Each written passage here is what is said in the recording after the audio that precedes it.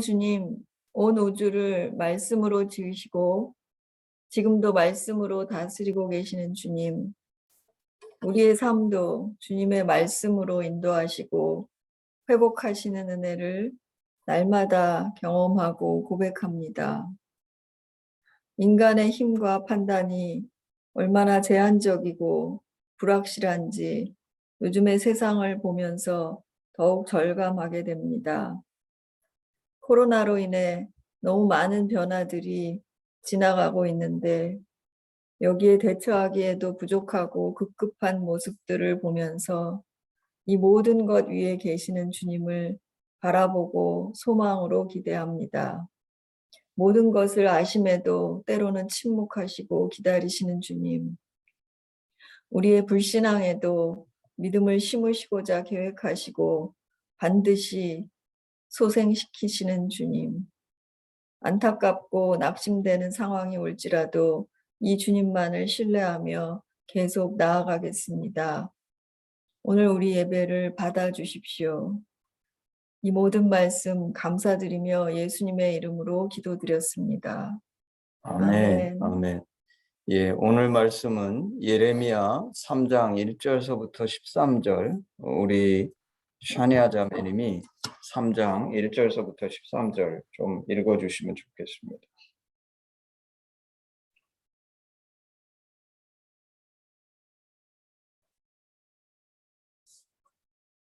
화면에 안 보이시나요? 아니, 지금 나왔어요. 3장 1절부터 13절이요. 예. 읽겠습니다. 그들이 말하기를 가령 사람이 그의 아내를 버림으로 그가 그에게서 떠나 타인의 아내가 된다 하자 남편이 그를 다시 받겠느냐? 그리하면 그 땅이 크게 더러워지지 아니하겠느냐 하느니라. 내가 많은 무리와 행음하고서도 내게로 돌아오려느냐 여호와의 말씀이니라. 내 눈을 들어 헐벗은 산을 보라. 내가 행음하지 아니한 곳이 어디 있느냐?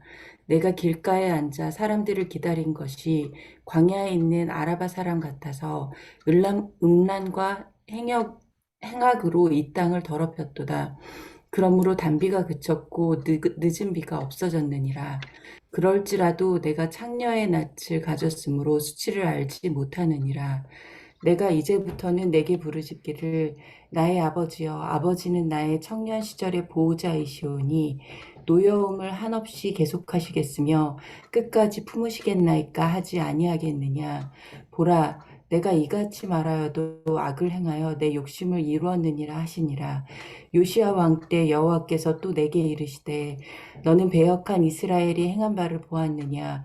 그가 모든 높은 산에 오르며 모든 푸른 나무 아래로 가서 거기서 행음하였도다. 그가 이 모든 일들을 행한 후에 내가 말하기를 그가 내게로 돌아오리라 하였으나 아직도 내게로 돌아오지 아니하였고 그의 반역한 자매 유다는 그것을 보았느니라. 내게 반역한 이스라엘이 간음을 행하였으므로 내가 그를 내쫓고 그에게 이혼서까지 주었을 때 그의 반역한 자매 유다가 두려워하지 아니하고 자기도 가서 행음함을 내가 보았노라. 그가 돌과 나무와 더불어 행음함을 가볍게 여기고 행음하여 이 땅을 더럽혔거늘 이 모든 일이 있어도 그의 반역한 자매 유다가 진심으로 내게 돌아오지 아니하고 거짓으로 할 뿐이니라. 여호와의 말씀이니라. 여호와께서 내게 이르시되 배역한 이스라엘은 반역한 유다보다 자신이 더 의로움이 나타났나니 너는 가서 북을 향하여 이 말을 선포하여 이르라. 여호와께서 말씀하시되 배역한 이스라엘아 돌아오라. 나의 노한 얼굴을 너희에게로 향하지 아니하리라. 나는 긍휼이 있는 자라. 노를 한없이 품지 아니하느니라. 여호와의 말씀이니라. 너는 오직 내 죄를 자복하라. 이는 내 하나님 여호와를 배반하고 내 길로 달려 이방인들에게로 나아가 모든 푸른 나무 아래로 가서 내 목소리를 듣지 아니하였음이라. 여호와의 말씀이니라. 아멘. 아멘. 예, 오늘은 우리 신영주 형제님이 말씀 전해 주시겠습니다. 네. 예, 오랜만에 하시님한테 너무 마음이 편하고 좋네요. 오늘 본문 말씀은 제가 한 2달여 전에 묵상했던 말씀인데요. 그때만 해도 그냥 가볍게 좀 지나갔던 말씀이었거든요. 근데 지난주 수요일 날 저희 목사님이 그 노회장 목사님들과 같이 수련회 떠나시면서 저한테 수요 예배 한 번씩 맡기시거든요. 그때 대신 좀 설교를 좀 해달라고 해서 그때 준비하면서 다시 한번 좀 제가 깨달은 바가 있어서 했는데 마침 또 저희 하심 설교 시간이 돼서 잘됐다 싶어서 좀 이렇게 보완해서 오늘 같이 말씀을 준비하게 됐습니다. 일단 오늘 본문 말씀의 배경을 보면 제가 처음에 개인 묵상할 때 잘못 묵상했던 게 뭐였냐면 현재 그 남유다 대상으로 이 말씀을 전하면서 이방 신들을 섬기고 있는 남유다 백성한테 이 말씀을 선포하는 줄 알았거든요. 근데 제가 그 지난주 수요예배 설교 준비하다 다시 이제 묵상하다 보니까 그게 아니라 요시야 왕 때가 이 배경인 걸 알게 됐습니다. 그래서 실제 이 시기는 남유다 같은 경우에는 요시야 왕의 개혁을 통해서 오히려 하나님께 돌아간 시기여서 이 1절 말씀을 잘 보면 한번 다른 남자에 갔다가 다시 원래 남편으로 돌아왔던 얘기가 뭐냐면 원래 이방신을 섬기고 있다가 요시야 왕의 개혁으로 다시금 하나님께 온 거예요. 그 상태에서 원래 남편으로 돌아가게 되면 그 남편이 받아주겠냐 하는 말은 너희가 기꺼이 나한테 돌아오고 나서 다시 원래 우상 숭배하던 때로 돌아간다면 그걸 그들이 받아주겠냐라는 뉘앙스로 시작하는 게 본문 1절 말씀이더라고요. 그리고 다시 보니까 이 본문 말씀에 보이는 게 오늘 이 말씀은 요시야 왕의 개혁 시기에 그러니까 개혁이 한참 무르익어 갈 때 오히려 선지자 예레미야의 시각으로 보기에도 겉으로 볼 땐 굉장히 뜨거워졌었고 다시금 옛날에 우상 숭배했던 시대로 돌아가지 않은 가장 깨끗했던 영적으로 시기를 볼 수 있지만 오히려 그 속은 골물대로 골머서 이도저도 아닌 신앙의 배경을 가졌던 남유다 백성들에 대한 설교라 보시면 좋을 것 같습니다. 그래도 쭉 하나 말씀을 보시면 그 3장 2절에 보시면 이렇게 나오거든요. 이들이 얼마나 악한 행위를 반복하냐면 비유를 들 때 네가 길가에 앉아 사람을 기다린 것이 광야에 있는 아라바 사람 같다서는 표현을 쓰더라고요. 이게 뭔지 봤더니 실제 이 당시 그 상인들을 약탈했던 무리들이 숨어서 이렇게 가면 긴밀하게 쳐다보잖아요. 그것처럼 이 남유다 백성들이 겉으로는 하나님을 섬기는 것처럼 보이지만 여전히 호시탐탐 내가 조금이라도 우상 숭배할 것이 어디 있는가 그런 것들을 찾는 모습을 마치 상인들을 약탈했던 그들의 모습과 비유했던 걸 봤을 때 얼마나 이들이 겉으로 보이는 모습과 다르게 계속해서 하나님을 기만했던 것을 좀 알 수가 있는 것 같습니다. 심지어 3절에 보면 그게 얼마나 극에 달았는지 말하냐면 단비와 늦은 비가 그쳤다고. 그러니까 농사를 지을 때 필수적인 요소가 농사 짓기 전에 비하고 추수하기 전에 비라고 하는데 이 두 비가 그칠 때까지 하나님이 계속해서 경보를 보냈음에도 다음에 나와 있잖아요. 수치를 알지 못할 정도로 즉 본인이 얼마나 하나님 앞에서 악한 행위를 하고 있는지 모를 정도였다고 서술하고 있습니다. 그런데 웃긴 거는 3절이 지나가고 나서부터는 어떻게 바뀌냐면 이제 단비가 그쳐서 농사를 지을 수 없잖아요. 그러니까 부끄러움을 알기 때문이 아니라 마치 저희가 하심을 통해 배웠던 것처럼 본인의 행위가 아버지께 얼마나 큰 죄였고 아버지의 마음을 얼마나 괴롭게 해드렸는지 그런 회개하는 마음으로 그 떠났던 탕자가 돌아온 게 아니라 내가 아버지 옆에 있었으면 최소한 굶어 죽지는 않았을 텐데라는 후회 때문에 돌아온 것처럼 이 남유다 백성들도 본인이 먹고 살기 딱 막연해지니까 다시금 이제 하나님을 찾는 거예요. 그러면서 4절, 5절을 쭉 읽어보시면 아시겠지만 되게 뻔뻔합니다. 하나님 언제까지 노여움을 계속하시겠습니까? 라고 말하면서 한편으로는 5절 하반절에 나오잖아요. 보라, 네가 이같이 말하여도 악을 행하여 너의 욕심을 이루었느니라. 그러니까 상황이 반전돼서 본인이 도저히 부끄러운 건 아니지만 이게 악한 건지는 인정하지 않는 단계지만 내가 하나님께 도움을 받은 상황이 되니까 기꺼이 말한다는 게, 고장 말한다는 게 하나님 그래도 하나님은 나한테 여전히 화내시는 분이 아니시잖아라고 기대면서 한편으로는 여전히 악을 행해서 네가 원하는 것들은 다 취하고 있는 모습을 5절까지 말하고 있습니다. 쭉 이게 3절, 4절, 5절 이렇게 말하는데 제가 처음에 묵상할 때도 그랬고요. 제가 수요예배 준비하면서도 가장 집중했던 게 뭐였냐면 이 11절 말씀이었거든요. 이거는 제가 같이 한번 읽어줄 테니까 한번 눈으로 읽어보시기 바랍니다. 11절에 이렇게 나와 있습니다. 여호와께서 내게 이르시되 배역한 이스라엘은 반역한 유다보다 자신이 더 의로움이 나타났나니.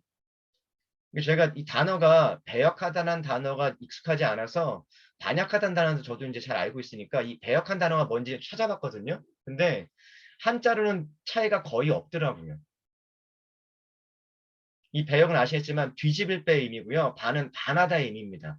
그래서 크게 맥락상 차이가 없는데 NIV 성경에 보면은 이게 이렇게 표현되어 있거든요. 제가 읽어드릴게요. The Lord said to me, faithless Israel is more righteous than unfaithful Judah. 이렇게 나와 있는데 이걸 보니까 좀 더 명확해지더라고요. 제가 지금 읽어드린 대로 배역한 이스라엘은 faithless라고 표현해서 믿음이 없는 상태로 표현하고요. 반역한 유대는 unfaithful이라고 해서 온전하지 못한 믿음의 상태를 표현하고 있습니다.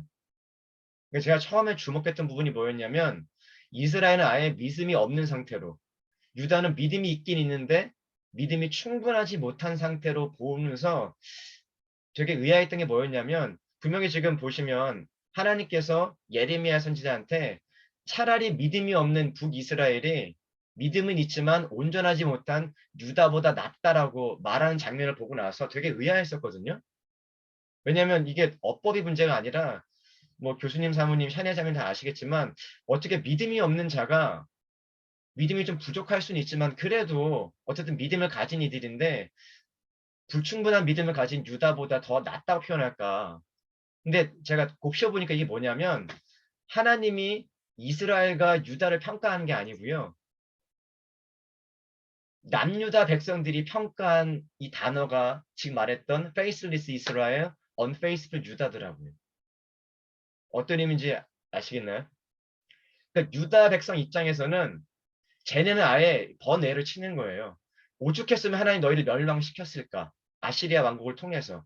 하지만 우리는 거기서 너희가 멸망당할 만큼 죄를 짓지 않았기 때문에 하나님 우리를 계속 유지시켜 계시고 심지어 당시였던 요시야 왕의 개혁을 통해서 본인들의 행위를 보더라도 우리가 좀 페이스풀하지 않을지 모르지만 우린 여전히 믿음이 있고 우리는 하나님이 심판하시면 너희와 다르게 회개할 줄도 알고 앞서 말했지만 그 5절 말씀을 이들은 회개로 지칭했던 것 같아요. 그래서 본인 스스로를 양심이 있었던 것 같은지 unfaithful이라고 표현했던 것 같습니다.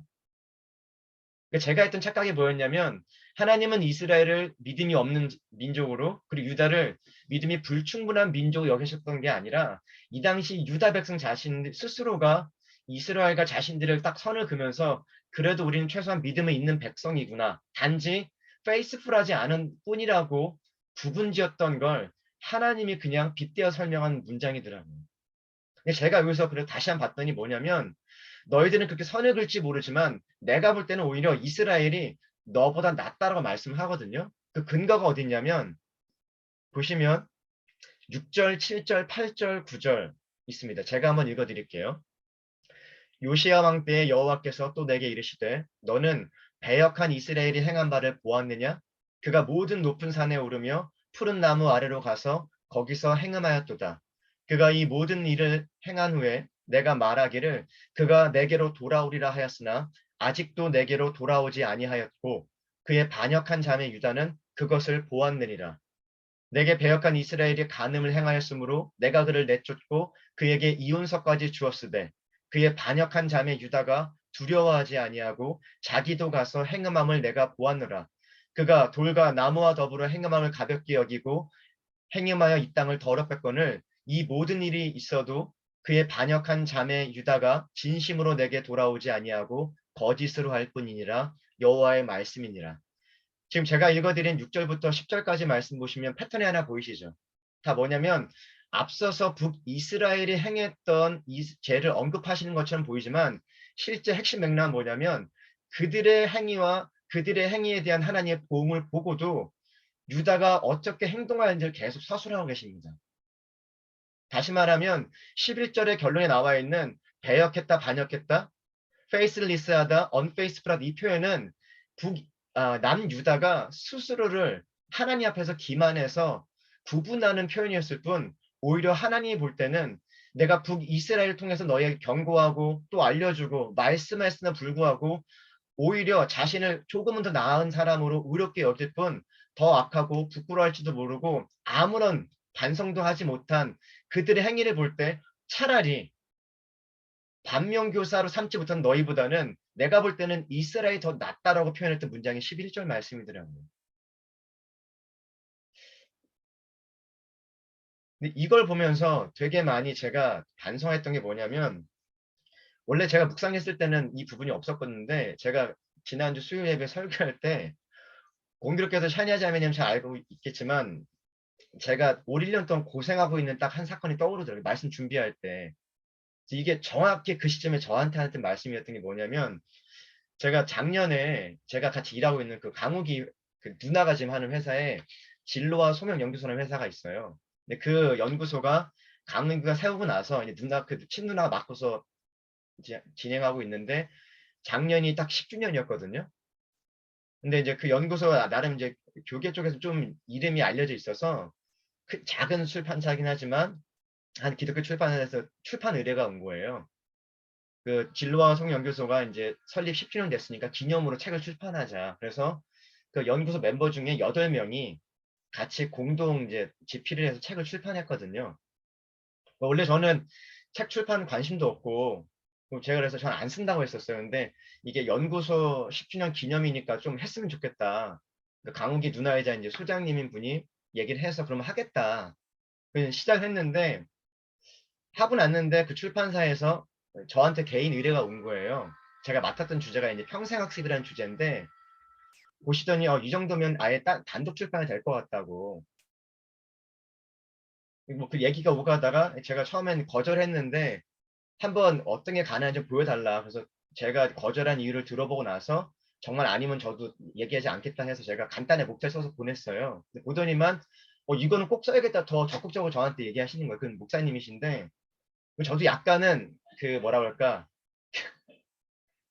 자만심이 생겼던 것 같아요. 출판사 팀장이 나한테 내 목차를 보고서 더 써야겠다는 마음이 들 정도면 쓸만한 건가?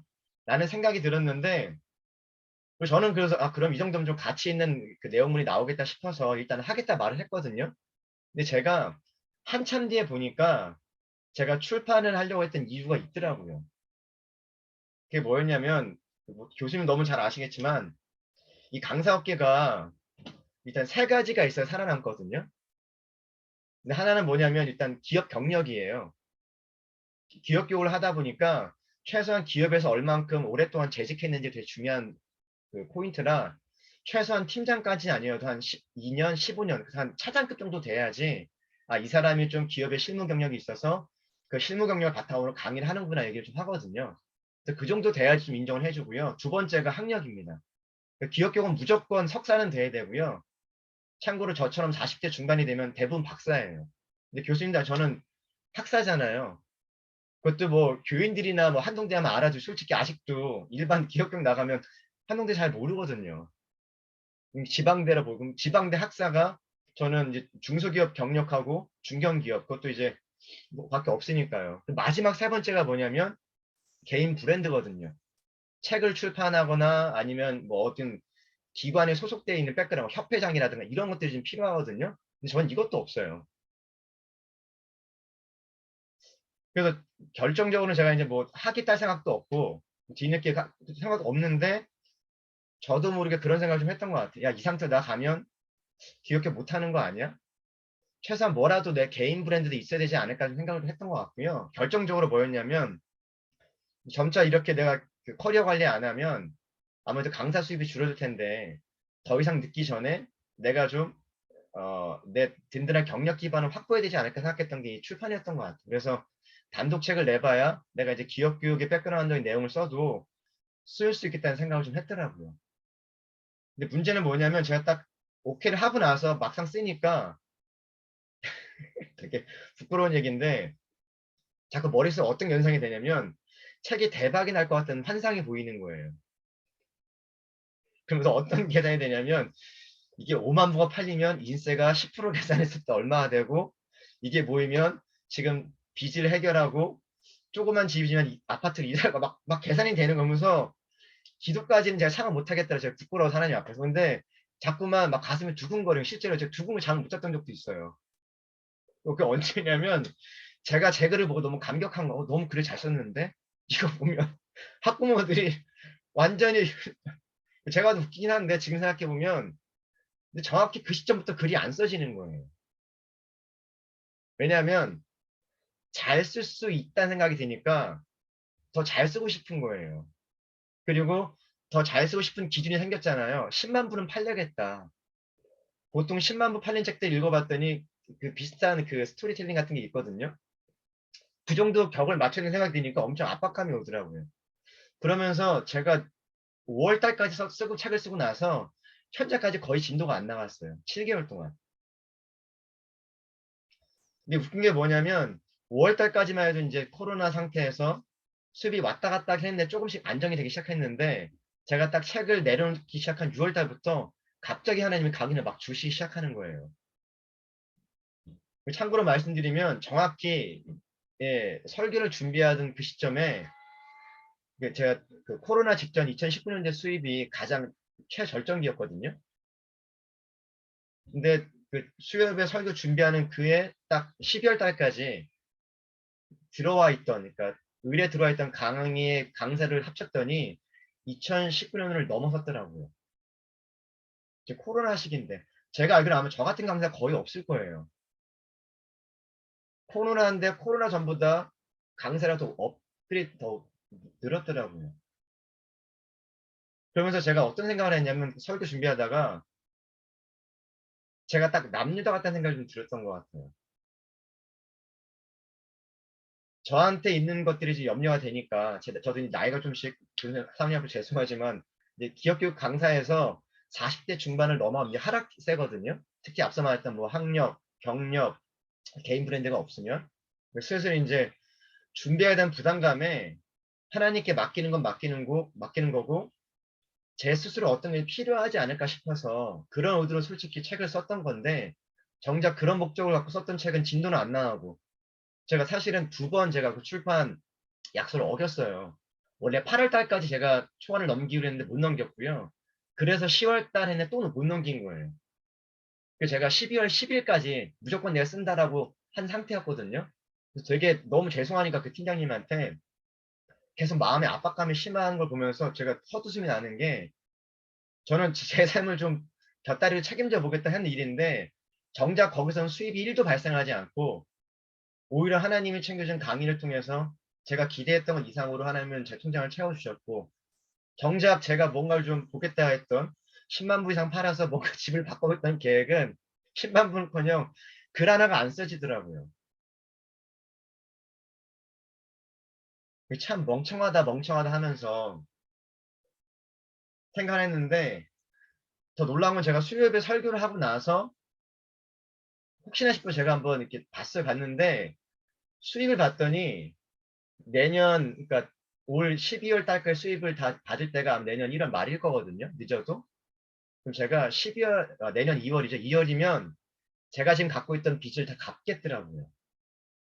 제가 깜짝 놀란 게 뭐냐면 저희 부모님이 제 10살 때 빚을 지기 시작했어요. 그래서 10살 때부터 계속 빚진 상태로 결혼할 때 빚을 졌으니까 지금 거의 35년간 예, 빚진 자로 살고 있거든요. 저는 현애자매는 모르겠지만 한 군데 가면 그 기도실이 있어요. 공간에.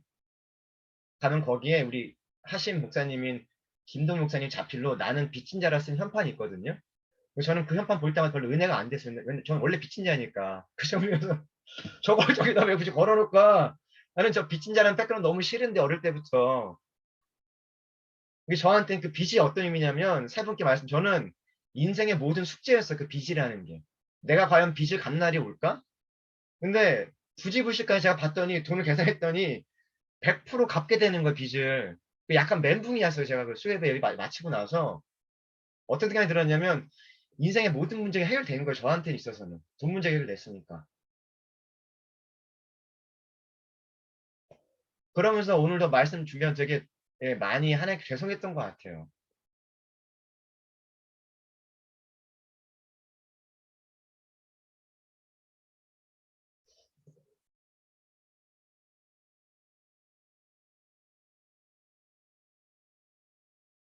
그러면 저는 아까 제가 11절 말씀이 이제 묵상이 됐던 게, unfaithful이라는 단어를 하나님 붙인 게 아닌데 제가 붙인 거더라고요. 쟤는 아예 믿음이 없는 애들인 거고 최소한 나는 충만하지 못한 그리스도인 정도 아닐까 제가 저기는 했었고 솔직하게 나 정도면 faithful하지 못할지 모르지만 어느 정도 레벨의 faith는 있는 거 아닐까 했는데 하나님 보시기에 unfaithful은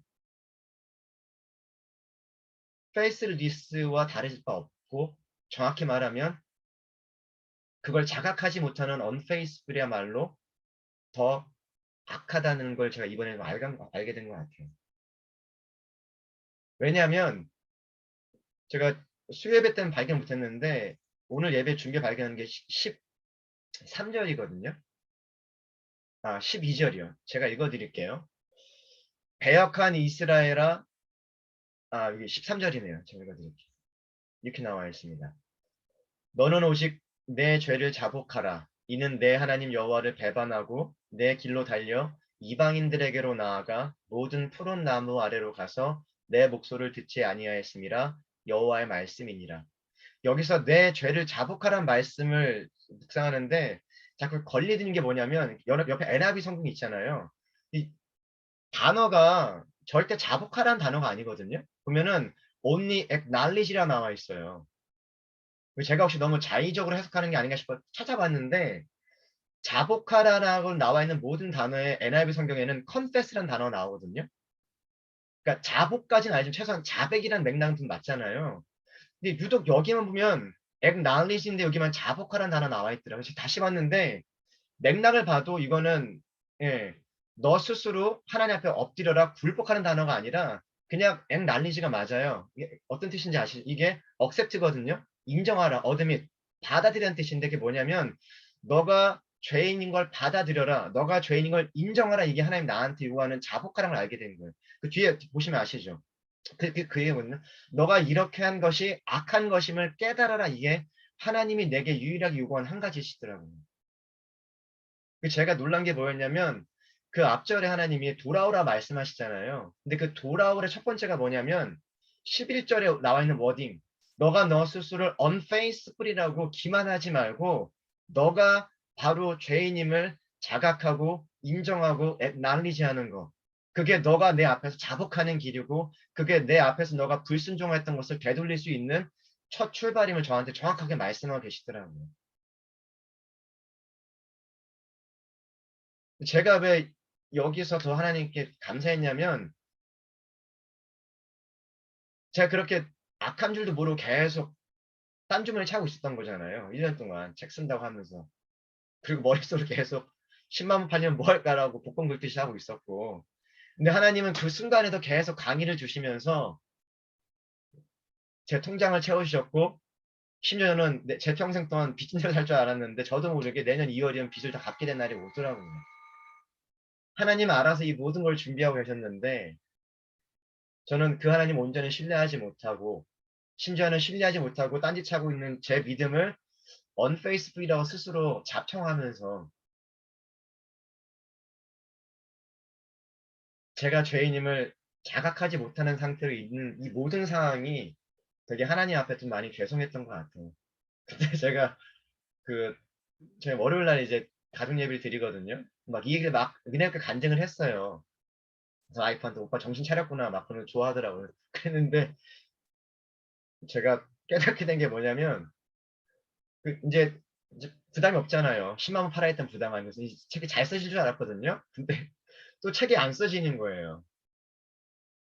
그래서 왜 안 써지냐 왔더니 제가 10만 부 파는 걸 좀 포기한 게 좀 한 달 된 것 같아요. 왜냐면 제가 부담 때문에 못 쓰는 거 알고 나서 제가 어떻게 하나님 기도했냐면 하나님 이미 2번 출판사의 말을 어겼는데 12월 10일도 못 지키면 이건 뭐 망신이 아니라 너무 수치스럽지 않냐. 내가 무조건 써야 되니까 하나님의 힘으로 하겠다. 대신 내가 더 이상 인세를 생각하지 않는 목적으로 100% 기부하겠다 제가 작정을 했어요.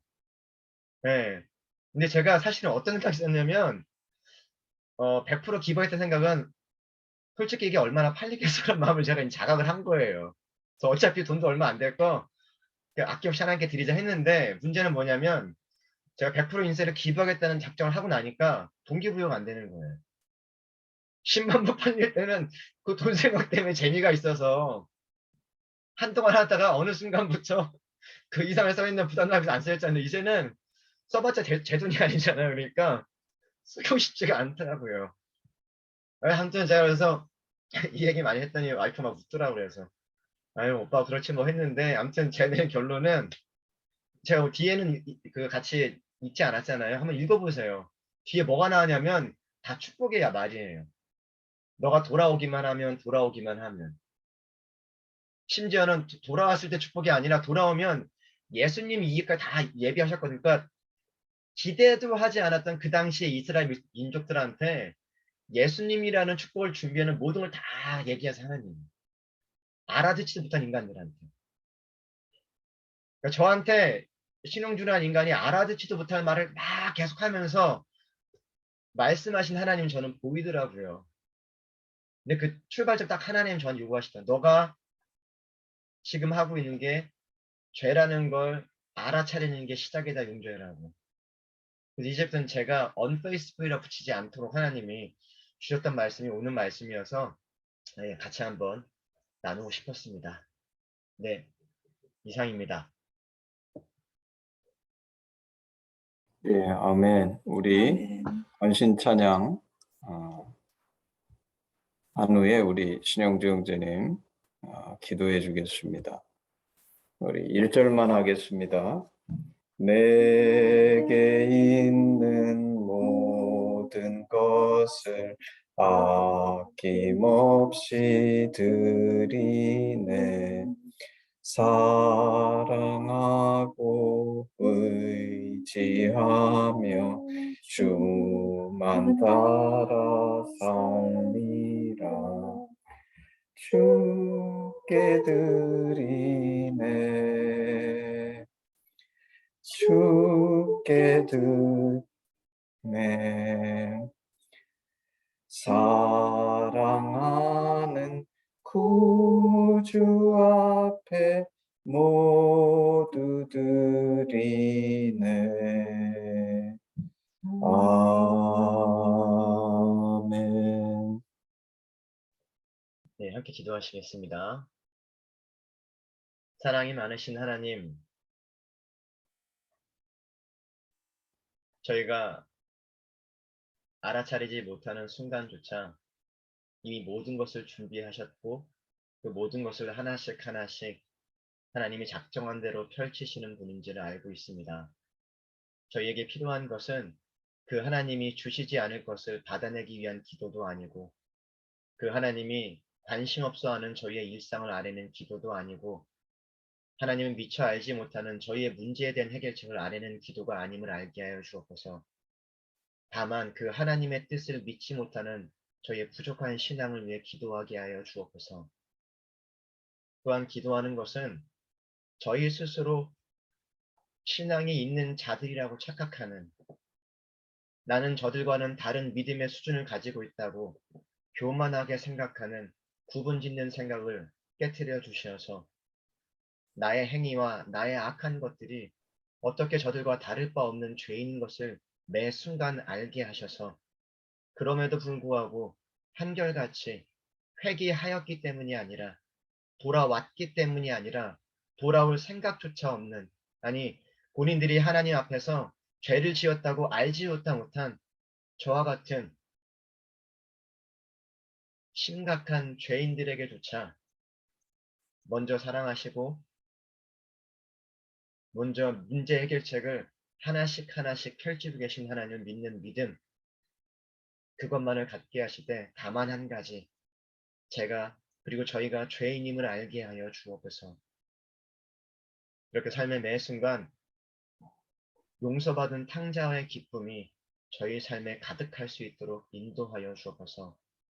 그 힘으로 조금이라도 저희가 하나님 앞에 의롭게 살게 하시고 하나님이 기뻐하는 삶의 열매를 맺을 수만 있다면 하나님 만나는 인생의 그 마지막 순간이 얼마나 아름다울까 얼마나 즐거울까 감히 상상하오니 아버지 다시 한번 기도하오니 저희가 죄인임을 매 순간 자인하고 자각하며 살게 하여 주옵소서. 오늘 이 귀한 자리 예비하시고 함께 할 수 있는 동역자를 허락하여 주심에 감사드리며 이 모든 말씀 예수 그리스도의 이름으로 감사하며 기도하옵나이다. 아멘. 아멘. 예, 우리 마지막으로 그 헌신 기도문으로 예배를 마무리하겠습니다. 아버지, 예수님의 죽으심과 부활하심으로 우리를 향한 당신의 사랑을 확증하시고 예수 안에 성령으로 당신과 하나 되게 하시니 감사합니다. 고아원이 우리 공동체가 당신 안에 더욱 하나 되게 하시고 우리를 온전케 하사 대한민국과 열방 가운데 당신의 심정이 더욱 증거되게 하시옵소서. 나라와 권세와 영광이 아버지께 영원히 있사옵나이다. 아멘. 아멘. 우리 한 1, 2분 브레이크 한 후에 우리 나눔하겠습니다.